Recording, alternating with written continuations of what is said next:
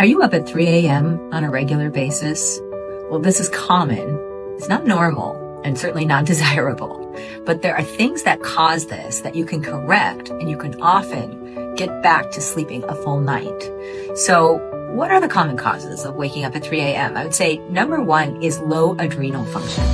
So the adrenal cortex makes a variety of hormones, including cortisol, that part of their job is to keep your blood sugar steady throughout the night and throughout the day in between meals. If you don't have enough cortisol, you are prone to low blood sugar. Then if your blood sugar dips in the middle of the night, your body will release adrenaline to both break down glycogen that's stored in the liver to raise your blood sugar. And it does raise your blood sugar, but meanwhile, it wakes you up. And then you can feel pretty awake, and then the adrenaline will gradually dissipate in your system, and then you may be able to fall back to sleep.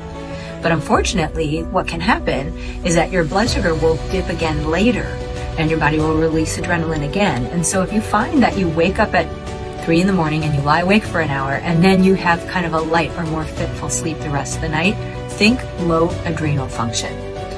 What you eat at night also matters. A lot of people are carb restrictors, for example, and they tend to eat a dinner that's either too light, contains zero carbohydrates, and doesn't contain enough other macronutrients to actually keep their blood sugar steady during the night. So, for example, they may have a dinner that's doesn't have enough protein and fat to keep the blood sugar steady, and their blood sugar dips because of that.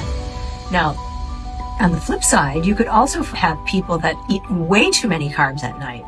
Their blood sugar goes up way too high. Their pancreas makes a lot of insulin to correct that, and then it overshoots the mark. So the blood sugar goes up, pancreas makes the insulin to bring the blood sugar down, and then it ends up going down too low.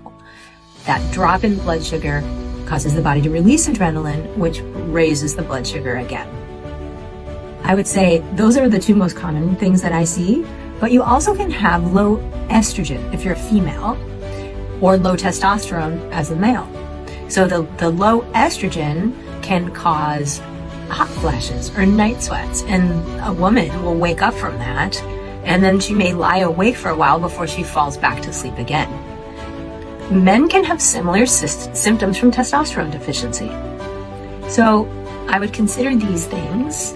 I'd also look at caffeine consumption in the day, how much blue light you've exposed yourself to before you go to bed, and whether or not you've exercised, and how much stress you've been under. All of these things, of course, are going to contribute to the quality of your sleep. But hopefully those are a few things you can pay attention to and correct.